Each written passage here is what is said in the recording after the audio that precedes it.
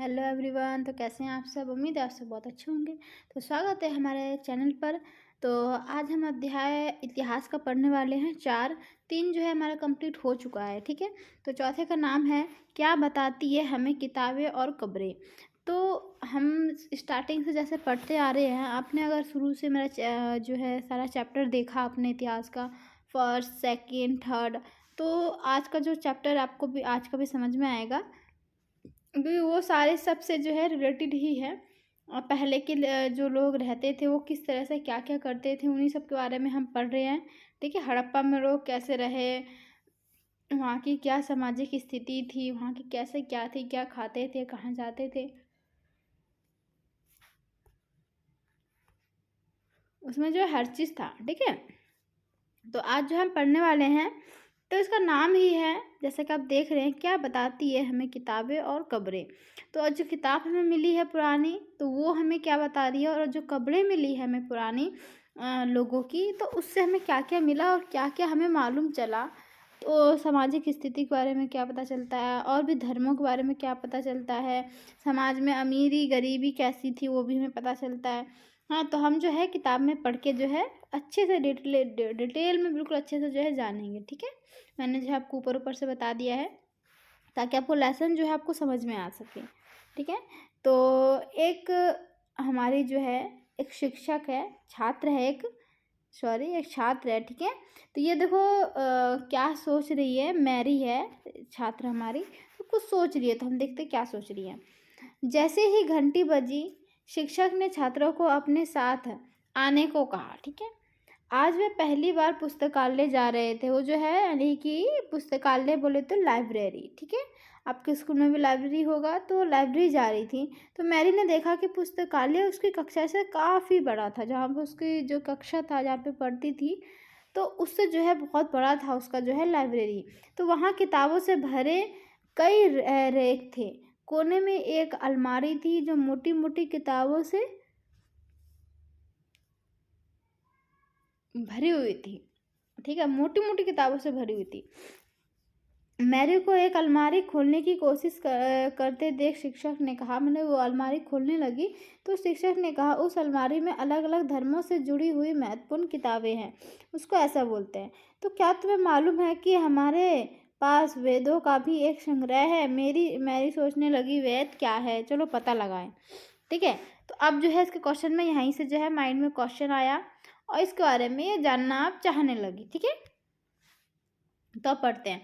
दुनिया के प्राचीनतम साहित्यिक स्रोतों में एक, दुनिया के साहित्य जो प्राचीनतम सबसे जो पुराना जो है साहित्य था, साहित्य बोलते हैं जो हमारे पुरानी जो चीज़ें जितनी मिलती है, वहाँ के लोगों ने किस तरह से कविताएं लिखी, क्या क्या धर्म के बारे में उन्होंने लिखा, उन सब की किस पुस्तकों को जो लिखते हैं उसे ही क्या बोलते हैं, साहित्यिक बोलते हैं। उनके स्रोतों के बारे में क्या है वो जान लेते हैं। शायद तुमने वेदों के बारे में सुना होगा, आपने भी सुना होगा वेद के बारे में। तो वेद जो है 4 होते हैं, ऋग्वेद, सामवेद, यजुर्वेद और अर्थवेद, अर्थववेद।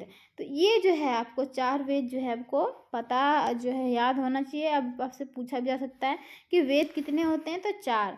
तो हमारा नाम क्या है, ऋग्वेद, सामवेद, यजुर्वेद और जो है अर्थवेद। तो सबसे पुराना वेद जो है वो है ऋग्वेद, ठीक है, जो सबसे पहले हमारा आ रहा है, जिसकी रचना लगभग 3500 साल पहले हुई। कितना? 3500 साल पहले हुआ। सबसे पहला जो है वो ऋग्वेद है, 3500 साल पहले हुआ, ठीक है। ऋग्वेद में 1000 से ज़्यादा जो है प्रार्थनाएं थी, जिन्हें सूक्त कहा जाता था। उसमें जो है प्रार्थनाएं कितनी थी, 1000 से भी ज़्यादा थी, जिन्हें क्या कहते हैं, सूक्त कहते हैं। तो सूक्त का मतलब होता है अच्छी तरह से बोला गया, यानी उसमें अच्छी तरह से बोला गया है, उसे ही बोलते हैं सूक्त। तो ये विभिन्न देवी देवताओं की स्मृति में रचे गए थे, यानी देवी देवता के बारे में जो है बहुत कुछ उसमें बताया गया था। इनमें से 3 देवता बहुत महत्वपूर्ण था, जितने भी उसमें बहुत सारे देवता के बारे में बताया गया था उस पुस्तक में। तो 3 जो है मेन थे, कौन कौन से महत्वपूर्ण थे, तो अग्नि, इंद्र और सोम, ये जो 3 है हमारे मेन थे, महत्वपूर्ण थे। तो अग्नि आग के देवता,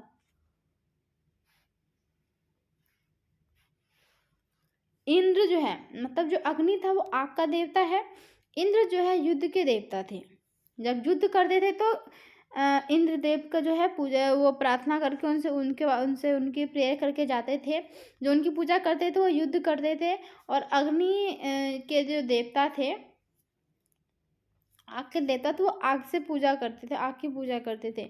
और सोम जो है एक पौधा है, सोम जो है एक पौधा है जिससे एक खास पेय बनाया जाता था, यानी कि एक पौधा है जिससे पीने का एक जो है चीज़ बनाया जाता था। तो वैदिक जो है प्रार्थनाओं की रचना ऋषियों ने की थी। वैदिक प्रार्थनाओं की जो रचना की थी, वेदों के बारे में, उसकी प्रार्थनाओं के बारे में जो रचना की, उन्होंने किसने किया? ऋषियों ने किया। तो जो आचार्य विद्यार्थियों को इन्हें अक्षरों, शब्दों और वाक्यों में बांटकर क्या किया गया? जो आचार्य विद्यार्थियों को इन्हें अक्षर, शब्दों और वाक्यों में बांटकर श ईश्वर पाठ द्वारा कंठस्थ करवाते थे। अधिकांश सूक्तों के रचयिता, यानी कि जो सूक्त के जो लिखते थे उसके बारे में, उसे बोलते थे सूक्तों के रचयिता। सीखने और सिखाने वाले पुरुष थे। क्या थे वो? अधिकांश जो सूक्त के बारे में जो रचना करते थे, वो जो है सबसे सीखने और सिखाने वाले पुरुष ज़्यादा थे वहाँ पे। ठीक है। कुछ प्रार्थनाओं की रचना महिलाओं ने भी की थी। कुछ जो है प्रार्थनाओं को किसने? महिलाओं ने भी लिखा था। ऋग्वेद की भाषा पाक संस्कृति या वैदिक संस्कृति कहलाती है। ठीक है।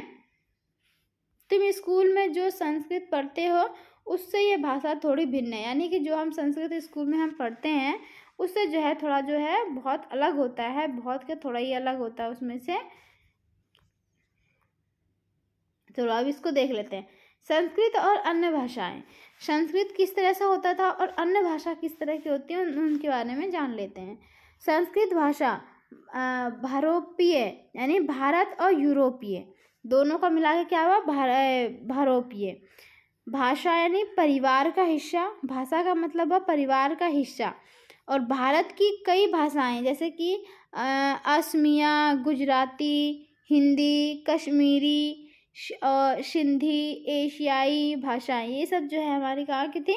भारत की है।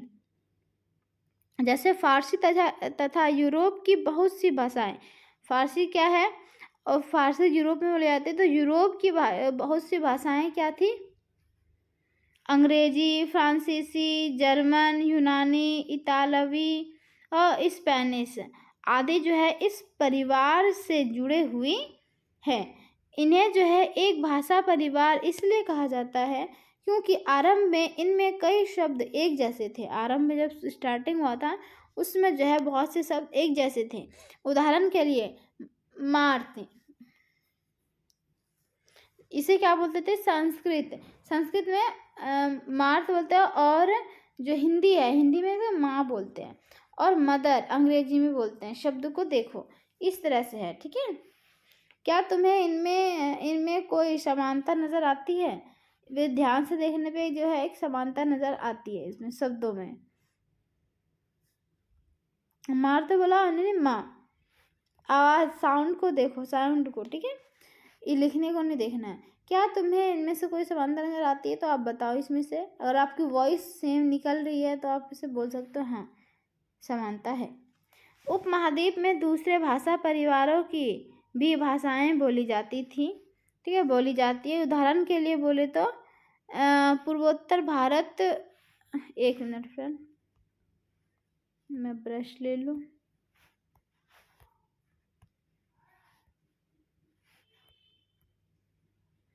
देखो, उदाहरण के लिए पूर्वोत्तर प्रदेशों में, पूरब में उत्तर, पूरब के साइड में उत्तर की दिशा में क्या होता है?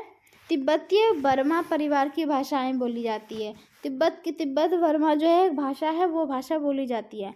तमिल, तेलुगु, कन्नड़ और मलयालम द्रविड़ भाषा परिवार की भाषाएं हैं, जबकि झारखंड और मध्य भारत के कई हिस्सों में बोली जाने वाली भाषाएं ऑस्ट्रो एशियाटिक परिवार से जुड़ी है। ठीक है। ये सब जो है हमारा भाषाएं हैं, कैसे कैसे कहाँ कहाँ से इन्होंने बोले थे, कौन कौन से देशों में कैसे कैसे जो है लैंग्वेज यूज़ करें। ठीक है। तो हम जिन किताबों को पढ़ते हैं वे लिखी और छपी गई है। जैसे हम किताब एनसीईआरटी पढ़ रहे हैं तो ये क्या है, लिखा गया है, फिर इसको छापा गया। आपके पास इतनी सारी कॉपी कहाँ पहुँच जाती है ना। तो इस सबको तो लिख नहीं सकते, तो एक किताब लिख करके सबको जो है कॉपी किया जाता है। तो ऋग्वेद का उच्चारण जो है, ऋग्वेद जो है उसका उच्चारण किया जाता था और श्रवण किया जाता था, यानी सुना जाता था। उसको कोई पढ़ता था, उसका उच्चारण उसके बारे में बताता था, और जो है कोई सुनता था। श्रवण भी किया जाता था, ना कि पढ़ा जाता था। रचना के कई सदियों बाद इसे पहली बार लिखा गया था। रचना जो बहुत सदी गुजर गए उसके बाद जो है इसे लिखा गया था। इसे छापने का काम जो है, काम तो मुश्किल से 2 साल पहले हुआ था। अभी से मान लो 2 साल पहले हुआ था। छपने का काम जो है बहुत देर से स्टार्ट हुआ, पहले जो है लिखा ही जाता था। ठीक है, छपाई का मशीनरी तो बाद में निकली ना, इसलिए। इतिहासकार ऋग्वेद का अध्ययन कैसे करते थे? जो इतिहासकार होते थे वो वेदों का, जितने वेद होते थे तो उनका जो है उसके बारे में कैसे जानते थे, जो हमारे इतिहासकार थे। चलो वो जान लेते हैं। तो इस इतिहासकार जो है पुरातत्वविदों की तरह ही अतीत के बारे में जानकारी इकट्ठी करते हैं।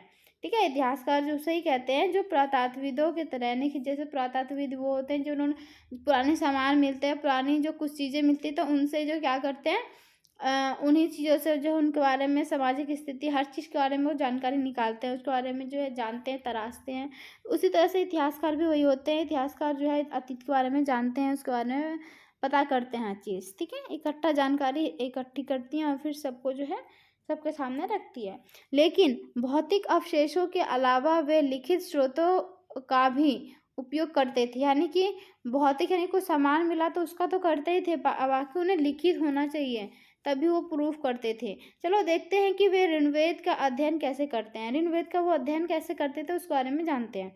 इतिहासकार जो है वो ऋग्वेद के कुछ सुक्त वार्तालाप के रूप में है। ठीक है, वार्तालाप बोले तो बातचीत के रूप में है। और विश्वामित्र नामक ऋषि, एक विश्वामित्र नामक एक ऋषि है, और देवियों के रूप में जो है पूजित 2 नदियां जो है व्यास और सतलुज के बीच यह संवाद एक ऐसे ही सुक्त का अंश है। इसके बारे में जान लिया, अब आगे बढ़ते हैं।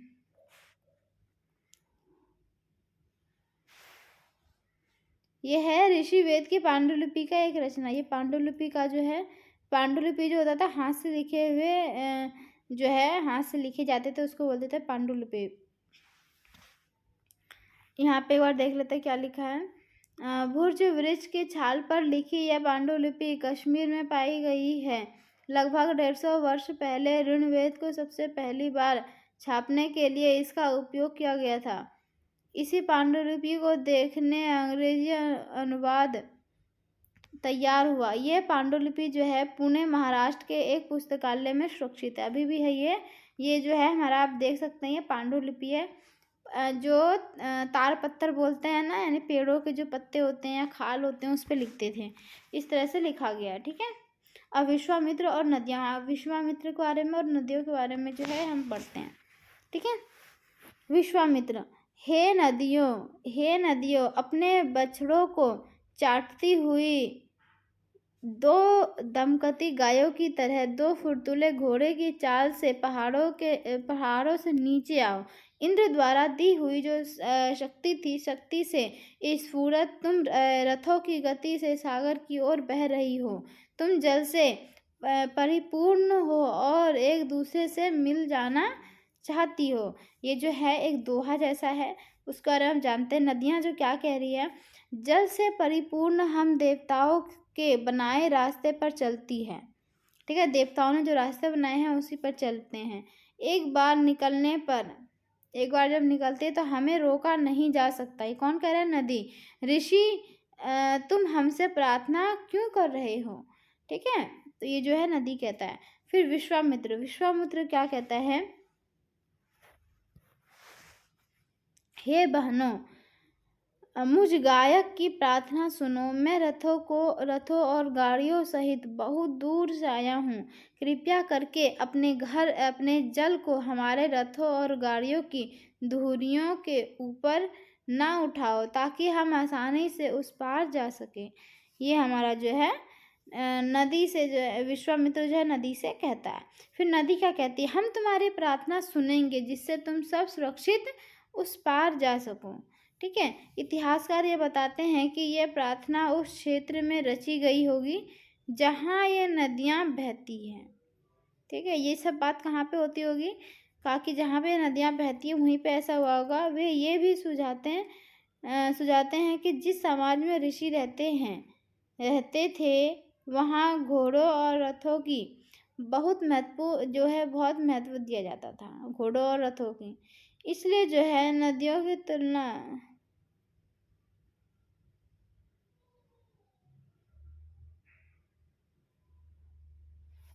ठीक है, तो इसमें क्या किया जाता था, नदियों की तुलना किससे करते थे, बहुत ज़्यादा जो महत्वपूर्ण होता था घोड़ों और गायों को बहुत जो है महत्वपूर्ण माना जाता था, महत्व, और इसलिए नदियों की तुलना में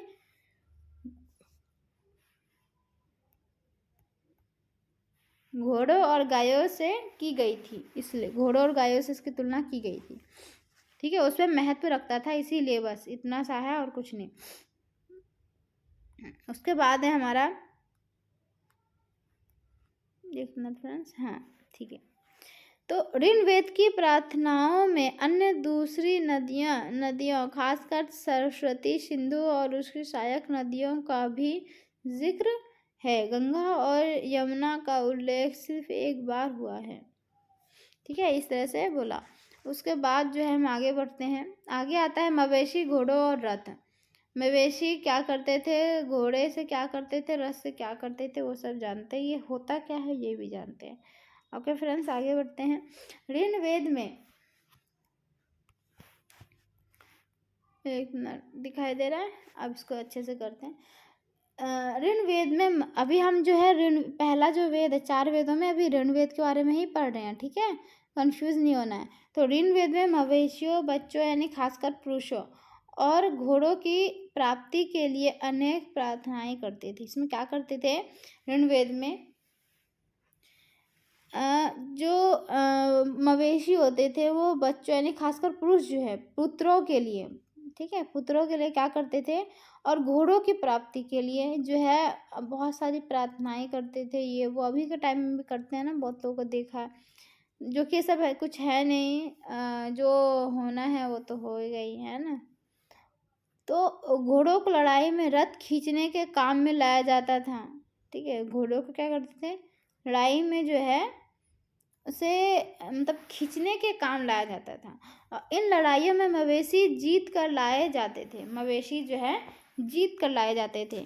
लड़ाइयाँ जैसे जमीन के लिए भी लड़ी जाती थी। क्या, इसलिए ज़मीन के लिए भी लड़ी जाती थी, जहाँ अच्छे चारागाह हो, जहाँ पे मतलब गाय भैंसों के लिए चरने के लिए बहुत अच्छा हो, घास फूस अच्छा हो, हर चीज़ वहाँ के लड़ते थे। जहाँ पर जो जैसे जल्दी तैयार हो जाने वाली जो फसल उपजाया जा सकता था, मतलब जैसे कि जहाँ जो जल्दी उग जाती है, जो है बहुत जल्दी फसल हो जाती है, तो वो देख के भी लालच आता है कि यहाँ पे हम होते तो उगा लेते। तो इस तरह से होता है। तो कुछ लड़ाइयाँ पानी के स्रोतों और लोगों को बंदी बनाने के लिए लड़ी गई थी। कुछ किस लिए होता था, बंदी बनाने के लिए लड़ी जाती थी। ठीक है, इतना क्लियर हुआ। उसके बाद आगे बढ़ते हैं, इसे ही पढ़ना है, आगे बढ़ते हैं। ठीक है, युद्ध में जीते गए धन का कुछ भाग जो है सरदार रख लेते थे। जब युद्ध करके कहीं से आते थे, पहले लोग जो है दूर दूर तक युद्ध करने जाते थे ना, घोड़ों से जाते थे, पैदल भी जाते थे, कई महीनों भी लग जाते थे। इसलिए तो जो है युद्ध करके जो वो जीतते थे, जो भी धन या पैसा जो भी वो जीतते थे, तो आ करके मम्मी जो है अपनी मतलब कुछ हिस्सा जो है अपने सरदार को देते थे। ठीक है, यानी जो जीतते थे वो पैसा धन, तो जो है जो धन अर्जित होता था उन्हें सरदार को जो है देते थे, रख लेते थे वो सरदार खुद ही, तथा कुछ हिस्सा जो है पुरोहित को दिया जाता था, यानी कि पुरोहित जो बड़े बड़े पंडित थे उनको भी जो है हिस्सा दिया जाता था।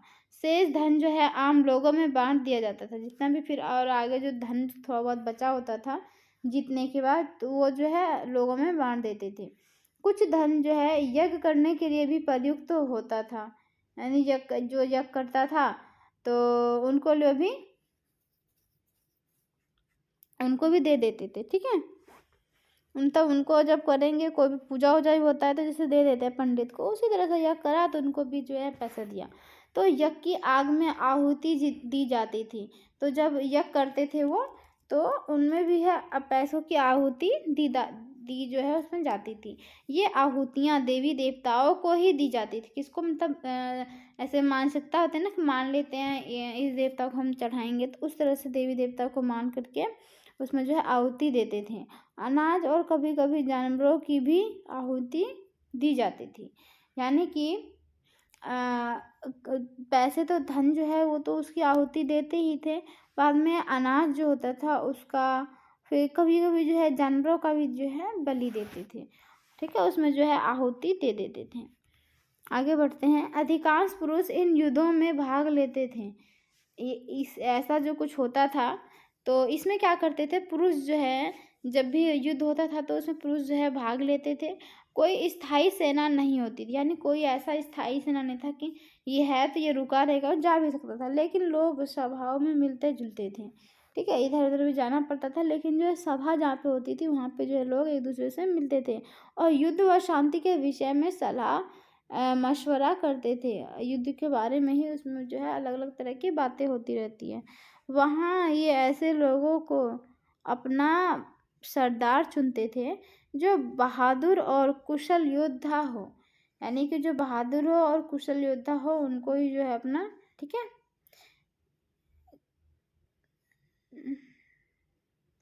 मतलब सॉरी फ्रेंड्स, गलती से क्लासमेट निकल गया, ठीक है। तो जो इसमें सरदार चुनते थे, जब भी मतलब बहादुर और कुशल जो योद्धा होते थे तभी उनको सरदार बनाते थे, ठीक है। वहाँ के लोग इस तरह के थे। आगे बढ़ते हैं। लोगों की विशेषता बताने वाले शब्द, जो लोगों की विशेषता बताते हैं वो कौन कौन से शब्द थे वो देख लेते हैं। तो फ्रेंड्स ये जो है हम नेक्स्ट पार्ट में पढ़ेंगे, ठीक है। थोड़ी सी तबीयत आज मेरी ठीक नहीं लग रही है, इसलिए जो है इसमें गड़बड़ा रही हूँ, तो मैं जो है आपको ये जो है नेक्स्ट पार्ट में पढ़ाती हूँ। आपको थोड़ा सा समझने की कोशिश करना, मैंने इसको अच्छे से बताने की, इतने अच्छे से क्लियर नहीं किया इसको, तो गई हूँ। तो फ्रेंड्स, तो ये जो है उम्मीद करती हूँ कि ये जो है इतना समझ में आया होगा और आगे का जो है मैं अच्छे से समझाने की कोशिश करूँगी, ठीक है। तो पॉइंट भूलना नहीं है, लोगों की विशेषता बताने वाले शब्द यहाँ से हमें जो है पढ़ना है। ओके फ्रेंड्स, नेक्स्ट पार्ट में जो है इसको हम कंप्लीट ही कर देंगे। ओके, तो मिलते हैं नेक्स्ट पार्ट में। Bye bye.